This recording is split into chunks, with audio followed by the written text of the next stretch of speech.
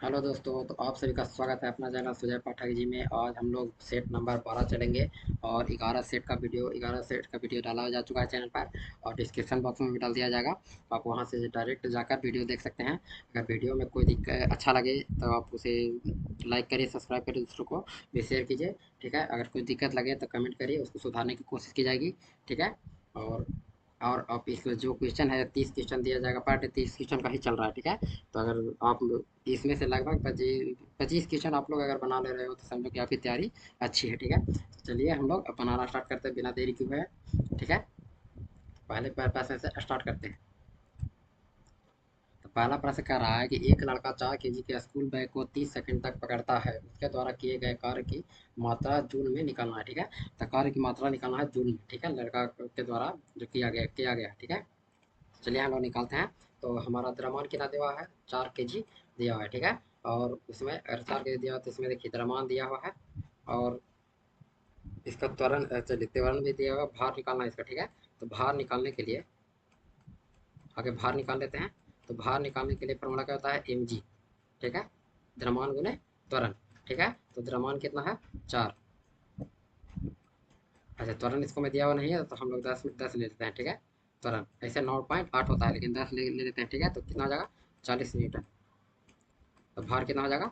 40 Newton. ठीक है, तो जब भार हो गया 40 न्यूटन हो गया, तो चलिए अगला कार्य बराबर क्या करा? तो वर्ग बराबर फॉर्मूला क्या होता है? बल गुना विस्थापन। ठीक है, तो बल कितना दिया हुआ है?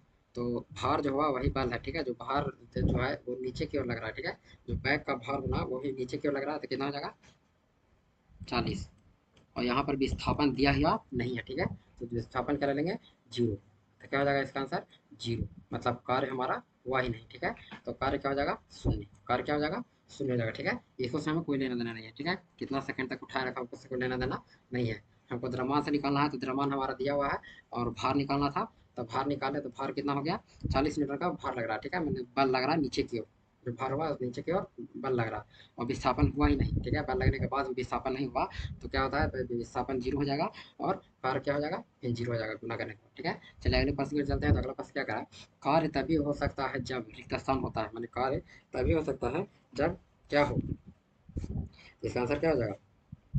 तो कार्य तभी होगा जब ऊर्जा हो। ठीक है, ऊर्जा रहेगा तभी कार्य होगा। ठीक है, ऊर्जा नहीं रहेगा तो कार्य कैसे होगा? ऊर्जा रहेगा ही नहीं तो कार्य कैसे कर पाइएगा? ठीक है, तो ऊर्जा होगा तभी कार्य होगा। ठीक है, चलिए आगे फिर चलते हैं। तो अगला प्रश्न क्या करा कि निम्नलिखित में से कौन सा किए गए कार्य का उदाहरण नहीं है? मतलब निम्नलिखित में से जो दिया हुआ है चार ऑप्शन, इसमें से जो है वो कार्य का उदाहरण नहीं है। ठीक है, तो पढ़ते हैं और देखते हैं कि कार्य का उदाहरण कौन नहीं है। तो लड़के का कमरे में दीवार को धक्का देना। हाँ, तो देखिए पहले वाला ही आंसर हम लोग का सही हो जाएगा कि ये कार्य नहीं हो रहा है। क्यों हो रहा है? तो लड़के का कमरे में दीवार का धक्का देना। अच्छा देखिए हम लोग को क्या कहते हैं, अगर फॉर्मूला जानते हैं कि कार्य बराबर का जो होता है पहले मैंने विस्थापन।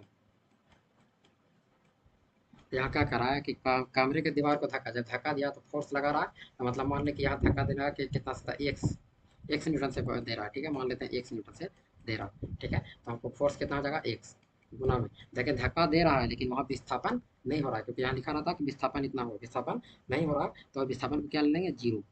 तो जब एक्स को 0 से गुना करेंगे तो क्या हो जाएगा? 0। तो हमारा कार्य क्या हो जाएगा? 0। मतलब कार्य नहीं हो रहा है। आप क्वेश्चन क्या पूछ रहा है?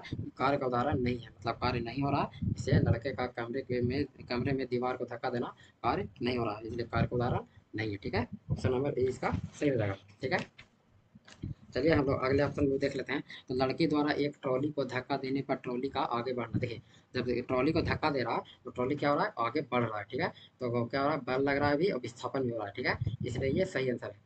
तो ये उपजय तक कार्य का उदाहरण है। सतह पर पड़े कंकड़ पर दबाव डालना। अच्छा, सतह पर जो है वो पड़ा हुआ कंकड़, उस पर दबाव डालेंगे। ठीक है, तो जो कंकड़ है उस पर दबाव डालेंगे तो वो नीचे की ओर दबेगा तो उसमें भी विस्थापन होगा। ठीक है, चलिए ये भी कह रहा है किताब को किसी ऊंचाई तक उठाना। मतलब किसी भी किताब को अगर ऊंचाई तक उठाएंगे तो ये मैंने ऊंचाई में बढ़ रहा है, इसलिए ये भी क्या हो जाएगा? कार्य का उदाहरण हो जाएगा। चलिए आगे प्रश्न चलते हैं। तो अगला प्रश्न क्या करा? एक बात मान लीजिए इसको में ये है कि अगर विस्थापन हो रहा है तो कार्य हो रहा है। ठीक है, बल भी लग रहा है और विस्थापन हो रहा है तो कार्य हो रहा है, बस इतना याद रखिए। चलिए आगे चलते हैं। तो अगला प्रश्न क्या करा है कि जब प्रयुक्त बल की दिशा और वस्तु के गतिशील होने की दिशा एक दूसरे के लंबवत हो तो ठीक है। जब प्रयुक्त बल की दिशा और वस्तु के गतिशील होने की दिशा एक दूसरे के लंबवत हो तो क्या होता है, ठीक है, वो पूछ रहा। तो शक्ति का प्रयोग किया जा गया, कोई कार्य नहीं हुआ, शक्ति का प्रयोग नहीं किया गया या कार्य हुआ, वो पूछ रहा है। तो इसका आंसर क्या होगा? तो इसका आंसर हो जाएगा कुछ, तो कोई कार्य नहीं हुआ, ठीक है। तो अगर देखिए कैसे नहीं हुआ, तो जो प्रयुक्त बल की दिशा और वस्तु के गतिशील होने की दिशा जो है वो लंबवत है। अगर लंबवत है तो कोस थीटा का मान क्या हो जाएगा? 90 डिग्री, ठीक है।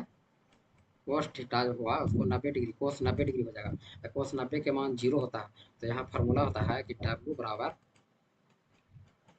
बल गुना विस्थापन इंटू कोस थीटा। तो अगर बल दिया हो, विस्थापन दिया हो, और जब 0 गुना करेंगे तो क्या हो जाएगा? तो ये भी 0 हो जाएगा, तो इसलिए कोई कार्य नहीं हुआ, ठीक है। तो कार्य क्या हो जाएगा? कार्य 0 हो जाएगा, तो मतलब कोई कार्य नहीं हुआ, ठीक है। चलिए आगे चलते हैं। तो अगला प्रश्न क्या कह रहा है? यदि बल और विस्थापन के बीच का कोण रिक्त स्थान है तो किया गया कार्य ऋणात्मक होगा। अगर ऋणात्मक में लाना है, देखिए 90 तक ऋणात्मक में लाना है, तक इसको कोण किस चीज़ का मान कितना होता है वो जानना पड़ेगा, ठीक है। तो कोस थीटा में अगर जान दें, कोस थीटा में ऋणात्मक जाना है तो ऋणात्मक को कोस थीटा, क्योंकि कोस थीटा में किस लिए कर रहा है? क्योंकि दोनों के बीच का कोण कर रहा था, तो पता है फॉर्मूला पहले भी लिखा मैंने कि एफ बल गुने विस्थापन इंटू कोस थीटा। तो अगर कोस थीटा के मान पे अगर 0 डिग्री बैठाते हैं, ठीक है, आगे ऑप्शन नंबर ए दे रहा, तो कोस थीटा का 45 डिग्री बैठाते हैं, ठीक है, 45 डिग्री। तो कोस 45 का मान कितना होता है? कोस 45 का मान होता है 1/√2, ठीक है। तो कोस 45 का मान 1/√2, तो इसको गुना करेंगे तो क्या हो जाएगा? तो एफ डी बटे √2 हो जाएगा। तो ये नहीं होगा, ऋणात्मक थोड़ी होगा, तो ये नहीं होगा। फिर इनका जगह डालेंगे तो इसके जगह पर आप डालते हैं, अगला ऑप्शन क्या कर रहा है? अगला ऑप्शन कह रहा है और 0 डिग्री तक कोस थीटा का मान, अगर कोस 0 डिग्री बैठाते हैं तो कोस 0 डिग्री का मान कितना होता है? कोस 0 का हो जाता है 1, तो एक हो जाता है पॉजिटिव हो जाएगा, ठीक है। तो हमको कुछ कह रहा है निगेटिव में पूछ रहा है, तो 0 भी नहीं होगा। अब चलिए 90 डिग्री बैठाते हैं, तो कोस 90 का मान क्या होता है? कोस 90 का मान होता है कितना? 0। तो ये भी पॉजिटिव रहेगा ना, पॉजिटिव निगेटिव दोनों में से नहीं है, तो ये भी नहीं होगा। अब पूछ रहा है कोस 180, तो कोस 180 का जो मान होता है ये होता है -1, तो निगेटिव में कौन जाएगा? कोस 180, ठीक है। कोस 180 का मान क्या हो जाएगा? -1 आता है इसका, इसलिए इसका आंसर क्या हो जाएगा? कोस 180। चलिए आगे चलते हैं। तो अगला प्रश्न कह रहा है कि यदि कोई वस्तु वृत्ताकार पथ में घुमाई जाती है तो उस पर किया गया कार्य होगा। अगर कोई वस्तु है जिसको वृत्ताकार पथ में घुमाया जाता है तो उसके द्वारा किया गया कार्य क्या होगा, सो पूछ रहा है, ठीक है। तो इसका आंसर दीजिए।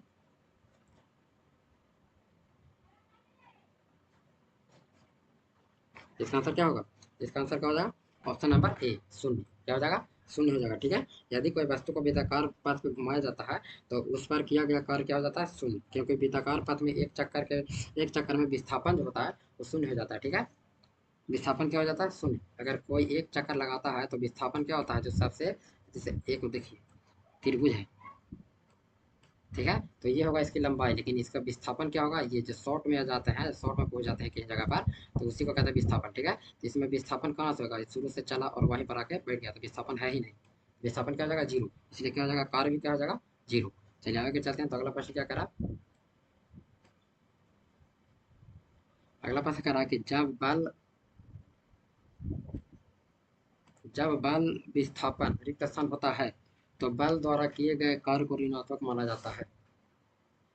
तो क्वेश्चन कर रहा है कि बल की दिशा में लंबवत होता है तब, संवेग की दिशा में होता है तब, या बल की दिशा में होता है तब, या बल की विपरीत दिशा में होता है तब। तो देखिए बल के अगर लंबवत रहता है तो कितना हो जाएगा? 90 डिग्री। कोस थीटा बराबर कितना होगा? 90 डिग्री। लेकिन अगर विपरीत दिशा में रहता है तो कोस थीटा बराबर क्या होता है? 180 डिग्री। क्या हो जाएगा? 180 डिग्री। तो हम लोग पहले ही पढ़ा है कि 180 का मान क्या होता है? -1, और 90 का मान क्या होता है? 0। तो यहाँ का कितना ऋणात्मक, इसलिए किसका मान -1 है, तो ये ऑप्शन नंबर डी इसका सही हो जाएगा, ठीक है। 7 नंबर प्रश्न का उत्तर क्या हो जाएगा? ऑप्शन नंबर डी इसका सही उत्तर हो जाएगा, ठीक है। चलिए तो हम लोग अगले प्रश्न की ओर चलते हैं। तो अगला प्रश्न क्या कह रहा है कि 800 किलोग्राम की एक कार द्वारा 800 किलोग्राम की एक कार द्वारा 5 मीटर प्रति सेकंड से 10 मीटर प्रति सेकंड वेग बढ़ाने में किया गया कार्य निकालना है, ठीक है। तो 5 मीटर प्रति सेकंड से 10 मीटर प्रति सेकंड वेग बढ़ाने वाला निकालना है, तो क्या होगा? गतिज ऊर्जा में जो परिवर्तन होता है वो कैसे लिखागा? तो हाफ एम वी स्क्वायर होता है, ठीक है। क्या होता है गतिज ऊर्जा का formula? Half M V square, ठीक है, 1/2 एम वी स्क्वायर, ठीक है। तो यहाँ पर क्या हुआ, चलिए half M V square, M V जो भी का मान है वो बदल रहा है, तो इसको कैसे लिखेंगे, तो V one square V two square minus V one square, ठीक है। तो इसको फॉर्मूला में हम चेंज करेंगे, half M into V two square minus V one square, ठीक है। घटा देंगे तो हमें कार निकल जाएगा, ठीक है। तो चलिए बैठाते हैं, तो 1/2 गुना कितना है, तो 800 किलोग्राम, तो 800 गुना,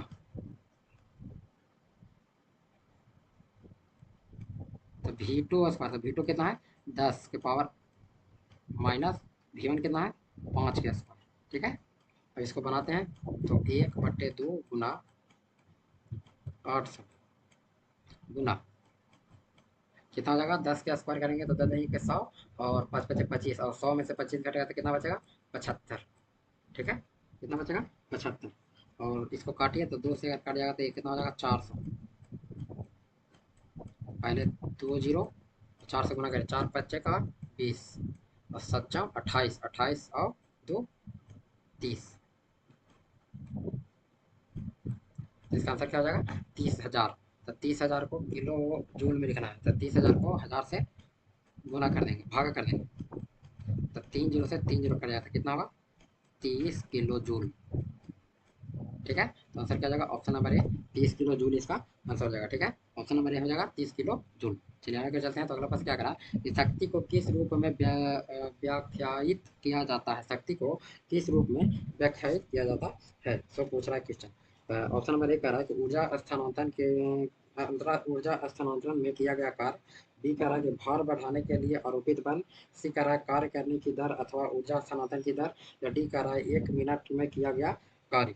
तो इसका आंसर क्या हो जाएगा, तो ऐसे ही पता लग रहा है कि ऑप्शन नंबर सी इसका सही हो जाएगा, कार्य करने की दर को ऊर्जा कहते हैं, क्या कहते हैं, कार्य करने की दर को ऊर्जा कहते हैं, अथवा उसका स्थानांतरण की दर, ठीक है। चलिए आगे चलते हैं, तो अगला प्रश्न क्या करा कि यदि कोई कारक टी समय में डब्ल्यू कार्य करता है तो उसका पावर क्या होगा, तो पावर बराबर फॉर्मूला क्या होता है, पावर बराबर फॉर्मूला होता है कार्य बटे समय,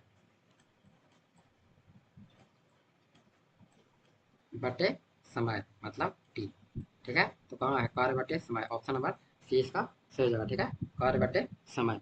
चलिए तो 11 नंबर का से करा है कि धातु में एक मुक्त इलेक्ट्रॉन के पथ का आकार होता है, ठीक है। एक धातु जो है उसके में मुक्त इलेक्ट्रॉन के पथ का आकार क्या होता है, ये क्वेश्चन पूछ रहा है, ठीक है।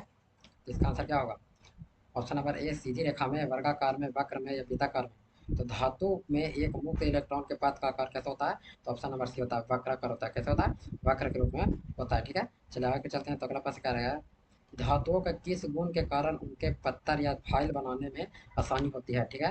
धातु में ऐसा कौन सा गुण है जिसके कारण धातु को फाइल या पत्थर बनाया जा सकता है, ठीक है। तो ये होता है ऑप्शन नंबर ए अगाध बर्नियता, क्या हो जाता है अगाध बर्नियता, ठीक है। उसे पीट पीट कर क्या हो जाता है, तो पतला चादर बनाया जा सकता है, ठीक है। सबसे ज़्यादा अगाध बर्न किस में होता है, तो ये होता है सोना में, किसमें होता है सोना में होता है, ठीक है, एयू में, ठीक है। सबसे ज़्यादा अगाध बर्नियता किसमें होता है, तो सोना में होता है। तन्यता, तन्यता जो होता है, जो किसी भी धातु को खींच कर तार लंबा तार बना जाता है, उसे तन्यता कहते हैं, ठीक है। चलिए आगे चलते हैं, तो अगला प्रश्न क्या करा,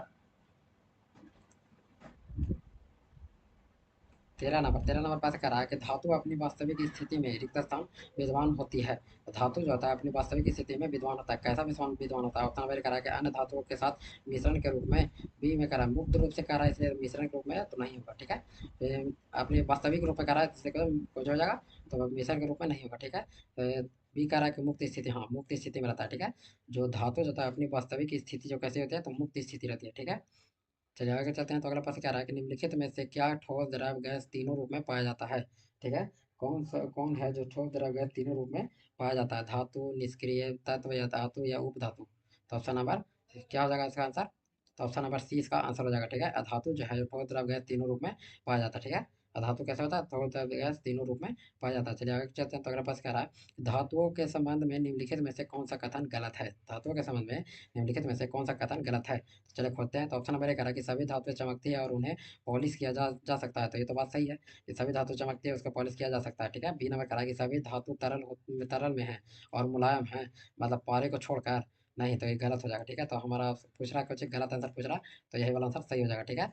जो गलत पूछ रहा तो गलत है कुछ, तो धातु जो होता है हमेशा कठोर होता है, ठीक है, लेकिन पारा जो होता है वो तरल होता है, ठीक है। तो पारा क्या हो जाएगा, उल्टे यहाँ उल्टा हो जाएगा, पारा तरल होता है और धातु कठोर होता है, ठीक है, या पारा जो अपवाद में है, ठीक है। चलिए आगे चलते हैं, तो अगला प्रश्न क्या करा कि निम्नलिखित में से कौन सी धातु सबसे अधिक नम्य एवं लचीली है, ठीक है। निम्नलिखित में से कौन सा सबसे अधिक नम्य एवं लचीली है, तो सबसे पहले होता है एयू, और एयू मतलब सोना, ठीक है, लेकिन एयू ऑप्शन में नहीं है, इसलिए हम लोग क्या मानेंगे, एजी। एजी क्या होता है, चांदी को कहते हैं एजी, ठीक है, चांदी को क्या कहते हैं, एजी।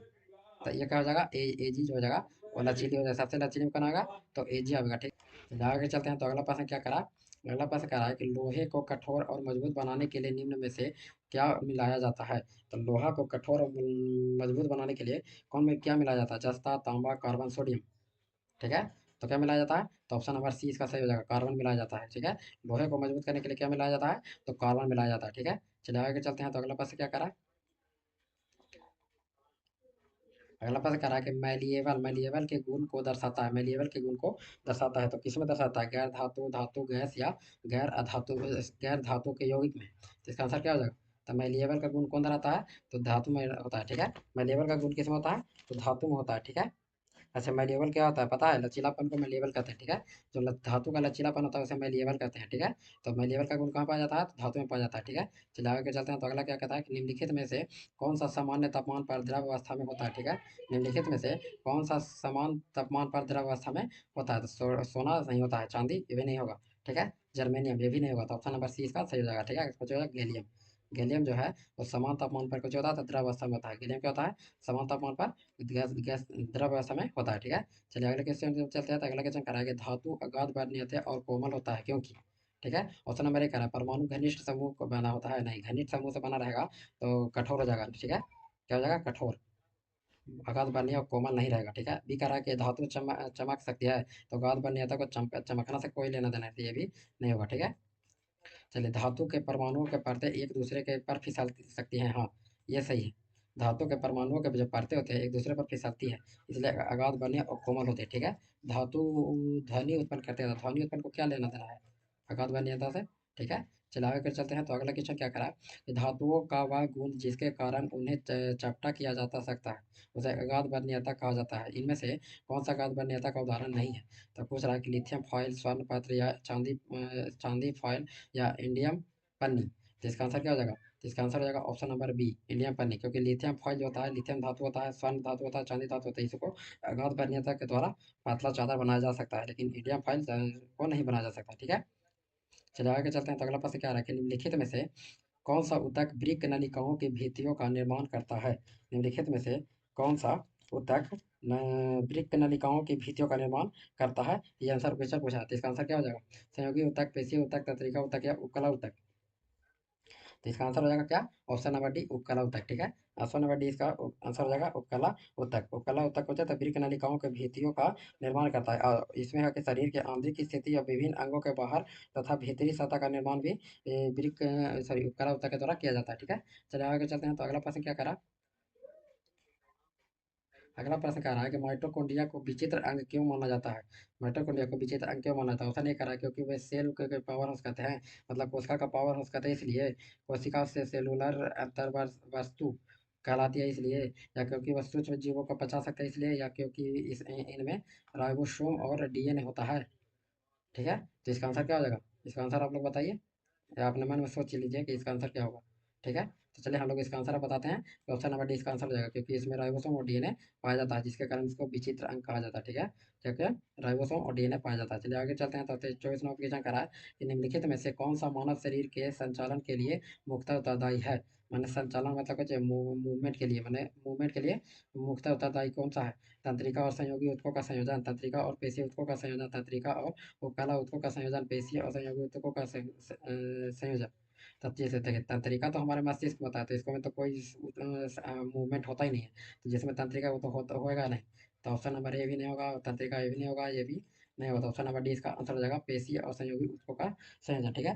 पेशीय और संयोगी ऊतकों का संयोजन के कारण हमारे शरीर में क्या होता है, तो मूवमेंट होता है। चलिए आगे चलते हैं, तो अगला प्रश्न क्या करा कि एक विशेष जंतु ऊतक द्वारा किए जाने वाले कुछ कार्यों का उल्लेख नीचे दिया गया है, ठीक है। तो ऑप्शन नंबर ए करा कि यह अंगों के अंदर के अवकाश को भर देता है, बी कह रहा है कि यह आंतरिक अंगों का सहारा देता है। सी कह रहा है कि यह ऊतकों की मरम्मत में सहायक होता है। तो नीचे दिए गए विकल्पों में से इस ऊतक की पहचान कीजिए, मतलब ये तीनों गुण उसमें पाया जाता है, वो उस ऊतक के बारे में बताना है, ठीक है, जिसमें ये तीनों गुण पाया जाता है। तो इसका आंसर क्या होगा? पेशीय ऊतक, वसा ऊतक, उपकला ऊतक या अवकाशीय ऊतक। ठीक है, तो पहले से ही पता लग रहा है कि इस अंगों के अंदर के अवकाश को भर देता है, तो अंदर के अवकाश को भर देता है तो कौन हो जाएगा? अवकाशीय ऊतक। ठीक है, अवकाशीय ऊतक क्या कहता है? तो अंदर के अवकाश को भर देता है, ठीक है, आंतरिक अंगों को सहारा भी देता है और ऊतकों का मरम्मत भी करता है, अवकाशीय ऊतक। ठीक है, चलिए आगे चलते हैं। तो अगला प्रश्न क्या करा है कि हड्डी निम्न में से किस प्रकार के ऊतकों का उदाहरण है? ठीक है, तो ये तो सबसे नॉर्मल क्वेश्चन है, तो इसका आंसर आपको लोग पता होना चाहिए कि हड्डी जो है वो क्या है? तो कठोर संयोगी ऊतक है। ठीक है, हड्डी जो होता है वो क्या होता है? कठोर संयोगी ऊतक होता है। ठीक है, चलिए आगे चलते हैं। तो अगला प्रश्न क्या कह रहा है? 27 नंबर, इसमें से कौन सा ऊतक त्वचा के नीचे और आंतरिक अंगों के बीच पाया जाता है?